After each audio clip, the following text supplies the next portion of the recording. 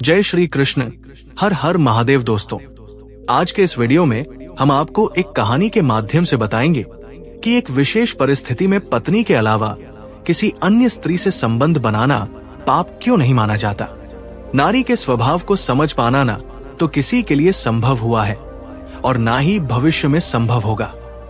स्वयं भगवान भी नारी स्वभाव को पूरी तरह नहीं समझ सके। आज हम आपको बताएंगे कि चाहे आपकी पत्नी कितनी भी अच्छी क्यों ना हो, किन 3 प्रकार की स्त्रियों पर कभी भी विश्वास नहीं करना चाहिए, अन्यथा जीवन भर पछताना पड़ सकता है। साथ ही इस वीडियो में हम ये भी चर्चा करेंगे कि कलयुग में अधिकतर महिलाएं अपने पति को धोखा देकर अन्य पुरुषों से संबंध क्यों बनाती हैं। तो दोस्तों, एक बार फिर हमारे चैनल पर आपका स्वागत है।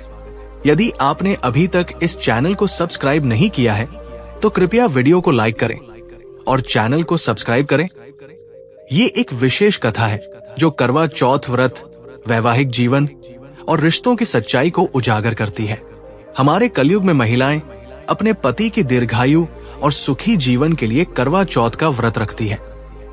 लेकिन कई बार ये देखा गया है कि कुछ महिलाएं अपने पति से दूर जाकर अन्य पुरुषों से संबंध बना लेती है। ऐसा क्यों होता है?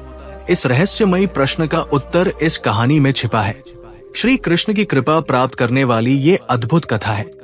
यदि आप इस कथा को पूर्ण श्रद्धा से सुनते हैं तो श्री कृष्ण की विशेष कृपा आप पर बनी रहती है। स्वयं भगवान श्री कृष्ण आपके जीवन की समस्त बाधाओं और कष्टों को दूर कर आपको सुख समृद्धि का आशीर्वाद प्रदान करते हैं। हम आपसे विनम्र निवेदन करते हैं कि इस पवित्र कथा को आरंभ से अंत तक ध्यान पूर्वक सुने। ये कथा आपके जीवन में आनंद और सौभाग्य का द्वार खोल सकती है। अधूरी और अपूर्ण जानकारी हानिकारक होती है। अधूरी जानकारी मनुष्य को कभी सफलता नहीं दिला सकती। तो चलिए शुरू करते हैं भगवान शिव और माता पार्वती का ये संवाद। एक समय की बात है, माता पार्वती और भगवान शिव कैलाश पर्वत पर विराजमान थे। माता पार्वती ने भगवान शिव की तरफ संशय भरी नजरों से देखा और उन्हें प्रणाम किया। भगवान शिव मुस्कुराकर बोले, हे देवी, निश्चित ही आपके मन में कोई जिज्ञासा उत्पन्न हुई है जिसका समाधान आपको अब तक नहीं मिला। यदि ऐसा है तो निसंकोच होकर अपने प्रश्न पूछें। हम अवश्य आपकी शंका का समाधान करेंगे।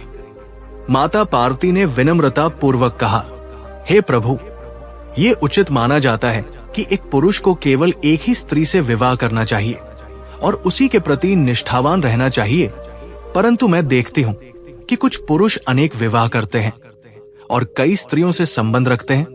क्या ये उचित है? भगवान शिव बोले, हे देवी, आपका ये प्रश्न अत्यंत महत्वपूर्ण है। इसके उत्तर में हम आपको एक ज्ञानवर्धक कथा सुनाना चाहते हैं, किंतु शर्त यह है कि आपको इसे ध्यान पूर्वक पूर्ण रूप से सुनना होगा। तब माता पार्वती ने उत्तर दिया, हे प्रभु, मैं वचन देती हूँ कि इस कथा को अंत तक सुनूंगी और इसका संपूर्ण विश्व में प्रचार करूंगी। कृपया ये कथा सुनाएं। तब भगवान शिव ने कथा प्रारंभ की और कहा, हे देवी, एक नगर में सच्चिदानंद नाम का एक चोर रहता था। वो छोटी मोटी चोरी करके अपने परिवार का पालन पोषण करता था, परंतु इन चोरियों से उसे इतनी धनराशि नहीं मिल पाती थी कि वो ठीक से अपना घर चला सके। एक दिन उसके मन में विचार आया कि छोटी चोरी करूं या बड़ी, यदि पकड़ा गया तो दंड तो समान ही मिलेगा, तो क्यों ना एक बड़ी चोरी करूं। ये सोचकर वो राजा के शयन कक्ष की ओर बढ़ा। धीरे धीरे उसने पर्दा हटाया और भीतर झांका तो अंदर का दृश्य देखकर वो स्तब्ध रह गया। उसने देखा कि राजा गहरी नींद में सो रहा था और उसकी रानी अर्धनग्न अवस्था में पलंग पर बैठी थी। ये देख सच्चिदानंद के हाथ पैर कांपने लगे और वो घबराकर वो एक दीवार की ओंठ में छिप गया।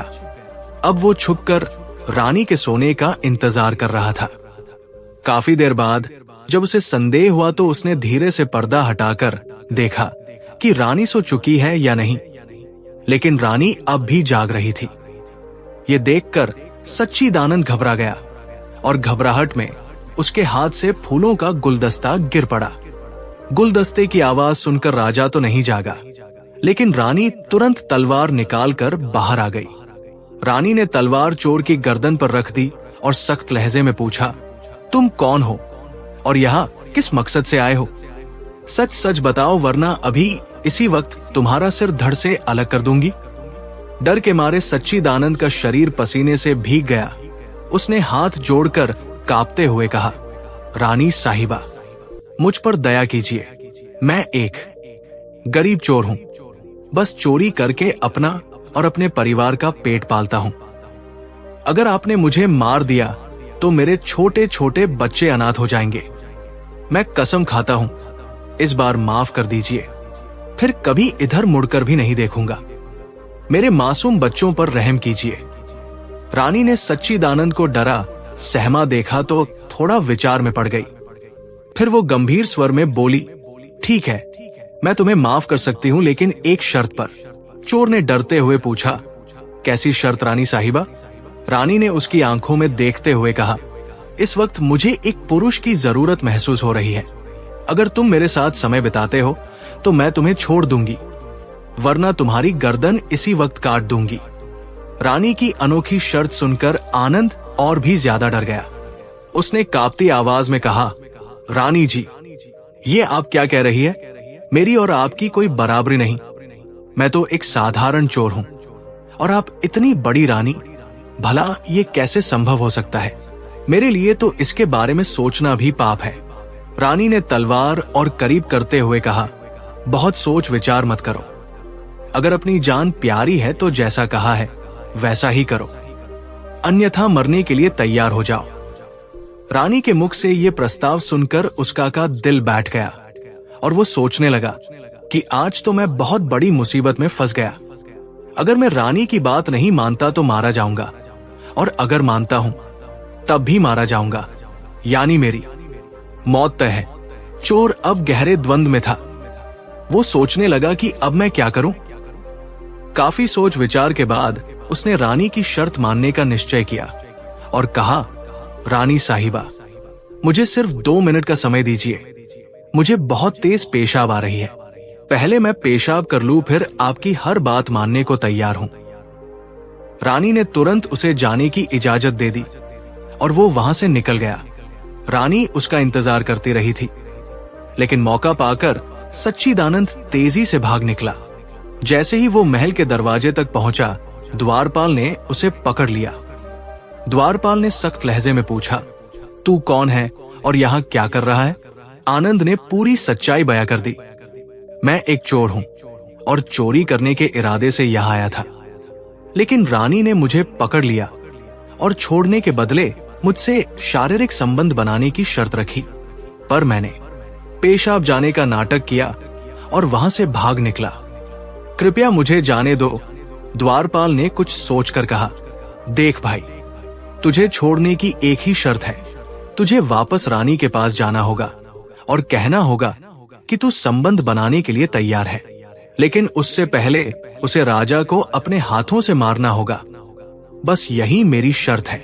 ये सुनकर चोर और भी बड़े संकट में पड़ गया और उसके मन में विचार आया, यदि मैंने पहले ही रानी के साथ संबंध बना लिया होता तो शायद मेरी जान बच सकती थी, लेकिन अब मेरा बचना नामुमकिन है। अगर मैंने ये बात रानी से कही तो वो मेरे प्राण ले लेगी। अब उसके के लिए हर ओर मृत्यु ही दिखाई दे रही थी। वो जहां भी जाता मौत उसका पीछा कर रही थी।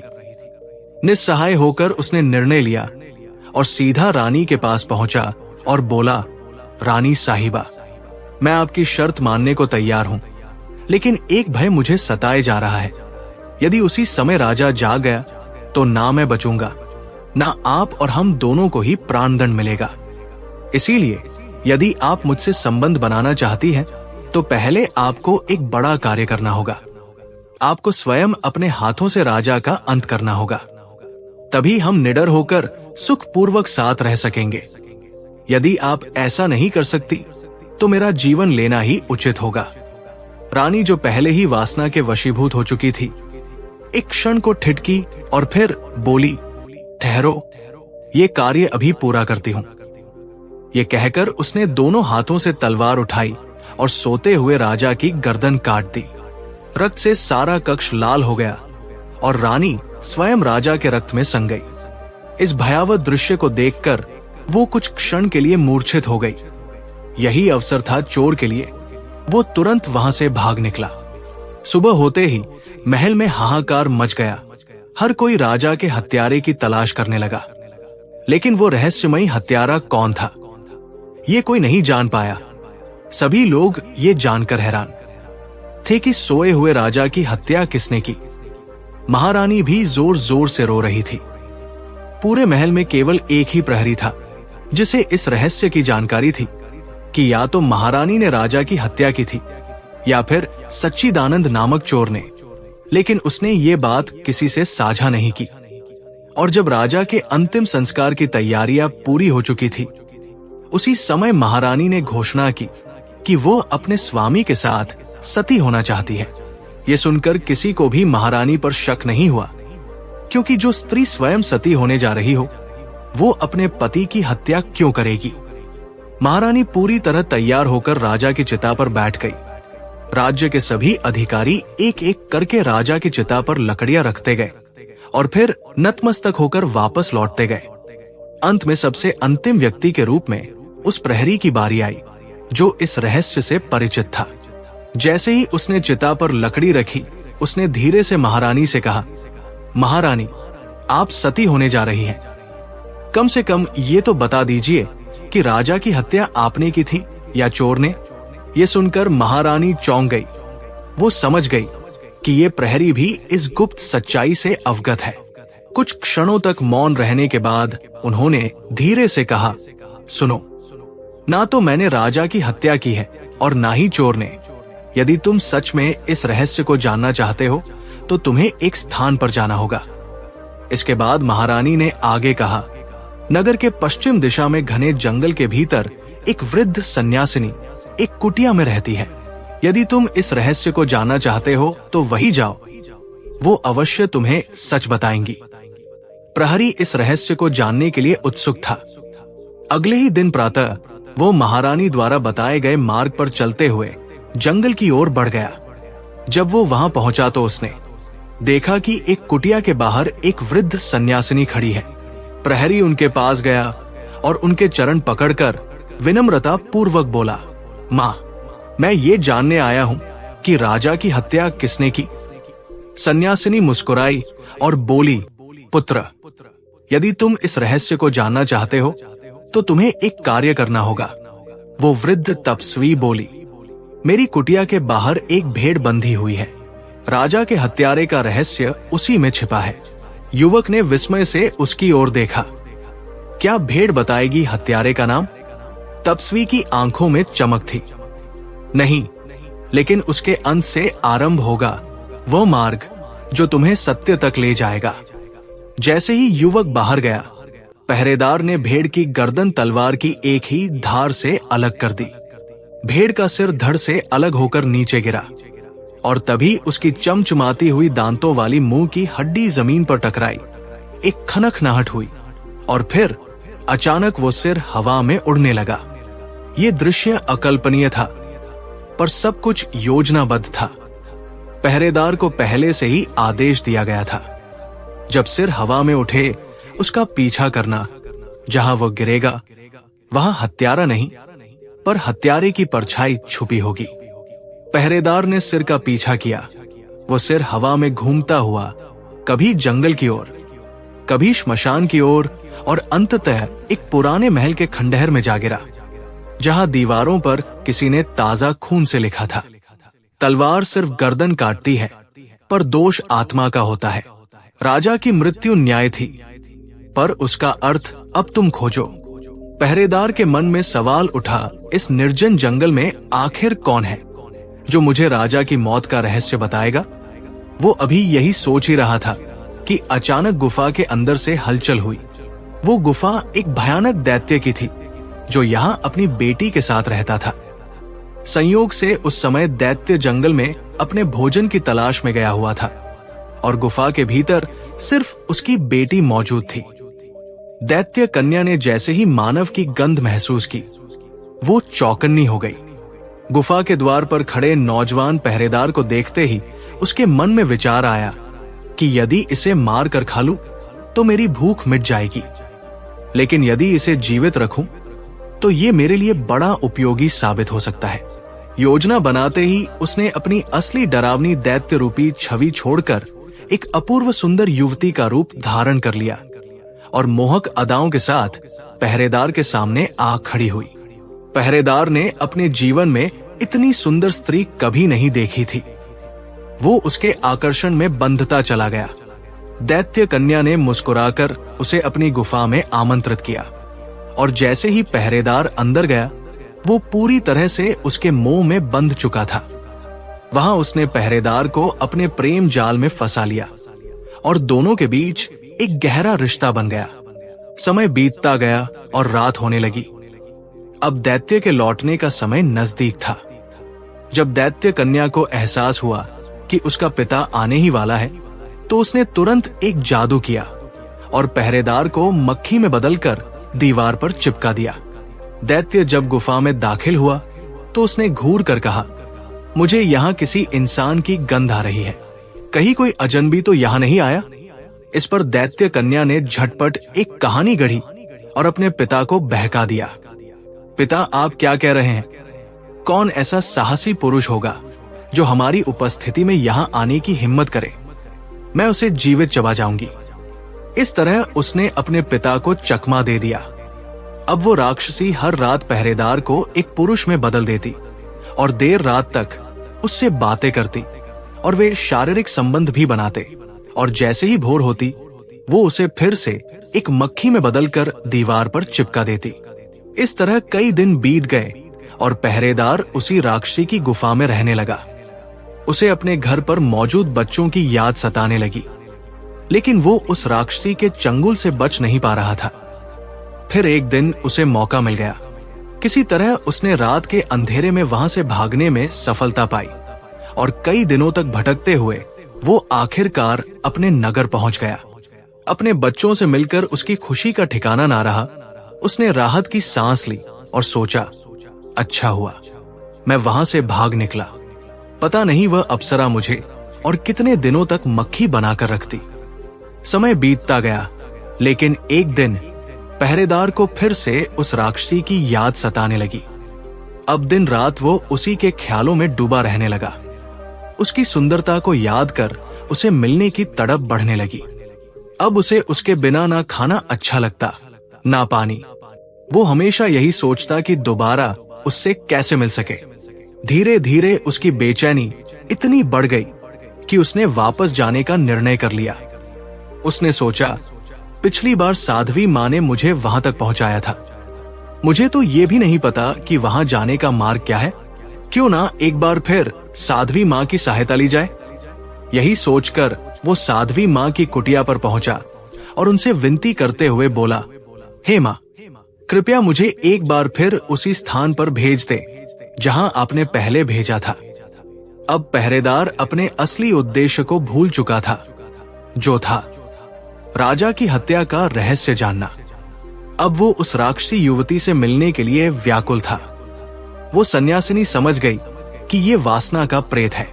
सन्यासिनी ने कहा, बेटा, पहले मेरे पास एक भेड़ थी जिसकी गर्दन काटकर ही तुम वहां गए थे। अब वो भी नहीं रही, तो भला अब मैं तुम्हें वहां कैसे ले जा सकती हूं? उसने गिड़गिड़ाकर कहा, माते, मैं आजीवन तुम्हारा दास बना रहूंगा, बस एक बार फिर से उस अप्सरा से मिलवा दो। सन्यासिनी ने उत्तर दिया, बेटा, मैं तुम्हारी इच्छा पूरी कर सकती हूं, पर इसके लिए तुम्हें अपने पुत्र को मेरे पास लाना होगा। पहरेदार हंसते हुए बोला, मात्र इतनी सी बात, अभी बुलवाता हूं। उसने तुरंत अपने पुत्र को बुलाया। फिर सन्यासिनी ने कहा, जिस प्रकार तुमने भेड़ की गर्दन काटी थी, उसी प्रकार अपने पुत्र की गर्दन काटो, और जैसे ही उसका सिर हवा में उड़ेगा तुम उसे पकड़ लेना। वही सिर तुम्हें उस स्थान तक पहुंचा देगा। वासना के वशीभूत पहरेदार ने तत्क्षण तलवार उठा ली और अपने पुत्र की गर्दन काटने को उद्यत हुआ, लेकिन ठीक उसी क्षण सन्यासिनी ने उसका हाथ पकड़ लिया और बोली, रुको, यही तुम्हारे प्रश्न का उत्तर है। राजा को ना तो किसी चोर ने मारा और ना ही रानी ने राजा की मृत्यु वासना के इस भूत ने कराई। ठीक उसी प्रकार जैसे अभी तुम अपने पुत्र की बलि देने को तैयार हो गए थे। भगवान शिव माता पार्वती से बोले, हे देवी, तुम्हारे प्रश्न का उत्तर देने से पहले मैं तुम्हें एक महत्वपूर्ण बात बताना चाहता हूं। चाहे कोई नारी कितनी भी श्रेष्ठ क्यों ना हो, लेकिन 3 प्रकार की स्त्रियों पर कभी विश्वास नहीं करना चाहिए। पहली है झूठी स्त्री।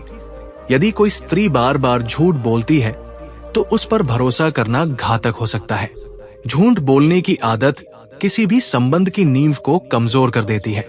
जब कोई व्यक्ति झूठ बोलता है तो उसका उद्देश्य अपनी वास्तविक मंशा को छिपाना और स्वयं को बचाना होता है। यदि कोई स्त्री बार बार झूठ बोलती है तो ये उसके चरित्र की कमजोरी को दर्शाता है। ऐसा व्यवहार न केवल रिश्तों में कलह उत्पन्न करता है, बल्कि विश्वास भी तोड़ देता है। जब आप किसी झूठे व्यक्ति पर भरोसा करते हैं तो आप अपने ही भावनाओं के साथ खेलते हैं और अंत में उस दर्द का सामना करते हैं जिसे आप टाल सकते थे। स्वार्थी और लालची स्त्री। एक और प्रमुख गुण जो किसी स्त्री को अविश्वसनीय बनाता है वो है उसका स्वार्थी स्वभाव। जब कोई स्त्री केवल अपने इच्छाओं और लाभ के लिए दूसरों का उपयोग करती है और दूसरे व्यक्ति की भावनाओं की परवाह नहीं करती तो उसका इरादा रिश्ते में साफ नहीं होता। स्वार्थ और लालच रिश्ते की सच्चाई को नष्ट कर देते हैं। ऐसी स्त्री हमेशा स्वयं को प्राथमिकता देती है और किसी अन्य व्यक्ति की भावनाओं या आवश्यकताओं की परवाह नहीं करती। जब आप ऐसी स्त्री पर भरोसा करते हैं तो केवल भावनात्मक रूप से ही नहीं, बल्कि आर्थिक रूप से या अन्य संसाधनों के मामले में भी धोखा खा सकते हैं। अविश्वासी स्त्री। यदि कोई स्त्री निष्ठा और समर्पण में कमी दिखाती है तो ये सबसे खतरनाक संकेत होता है। निष्ठा किसी भी रिश्ते की सबसे महत्वपूर्ण नींव होती है और जब किसी स्त्री में ये गुण नहीं होता तो वो किसी भी क्षण रिश्ता तोड़ सकती है। वो किसी कठिनाई के समय या किसी अन्य आकर्षण के कारण अपने साथी को धोखा दे सकती है। ऐसी स्त्री के साथ संबंध में रहना मानसिक और भावनात्मक रूप से बहुत पीड़ादायक हो सकता है। कोई भी रिश्ता जो विश्वास और प्रेम पर टिका होता है, यदि उसमें निष्ठा की कमी हो तो वो रिश्ता अंततः टूट ही जाता है। अब भगवान शिव माता पार्वती से कहते हैं, हे देवी पार्वती, अब मैं आपके प्रश्न का उत्तर देता हूं। क्या पत्नी के अलावा किसी अन्य स्त्री से संबंध रखना पाप नहीं है? तो हे देवी पार्वती, मानव जीवन में रिश्तों का अत्यंत महत्व है और इन रिश्तों में सबसे पवित्र एवं महत्वपूर्ण रिश्ता विवाह का होता है। विवाह एक ऐसा संस्कार है जो 2 व्यक्तियों को न केवल शारीरिक रूप से बल्कि मानसिक, भावनात्मक और सामाजिक रूप से भी जोड़ता है। ऐसे में यदि कोई व्यक्ति अपनी पत्नी के अलावा किसी अन्य स्त्री के साथ संबंध बनाता है तो ये न केवल अनैतिक है बल्कि धार्मिक दृष्टि से भी पाप माना जाता है। भगवान शिव जी ने माता पार्वती को ये बताया कि विवाह केवल एक सामाजिक अनुबंध नहीं बल्कि आत्माओं का पवित्र मिलन होता है। भारतीय संस्कृति में पति पत्नी का संबंध संपूर्ण विश्वास, सम्मान और प्रेम पर आधारित होता है। विवाह के समय पति अपनी पत्नी के प्रति निष्ठा, समर्पण और जीवन भर साथ निभाने का संकल्प लेता है। ऐसे में किसी अन्य स्त्री के साथ संबंध स्थापित करना न केवल पत्नी के विश्वास को तोड़ता है बल्कि विवाह की मर्यादा का भी उल्लंघन करता है। हिंदू धर्म में विवाह को अत्यंत पवित्र माना गया है। वेदों, उपनिषदों और अन्य धार्मिक ग्रंथों में पति पत्नी के संबंध को दिव्य बंधन के रूप में दर्शाया गया है।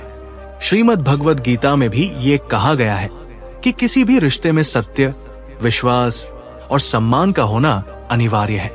यदि कोई व्यक्ति अपनी पत्नी के अलावा किसी अन्य स्त्री के साथ संबंध बनाता है तो ये उसके चरित्र, नैतिकता और धार्मिकता पर प्रश्न चिन्ह खड़ा करता है।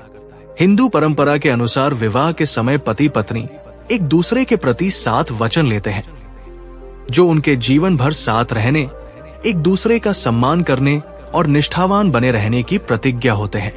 यदि कोई व्यक्ति इन वचनों को तोड़ता है तो ये न केवल उसके व्यक्तिगत जीवन को प्रभावित करता है बल्कि सामाजिक और आध्यात्मिक दृष्टि से भी उसे नकारात्मक परिणाम भुगतने पड़ सकते हैं।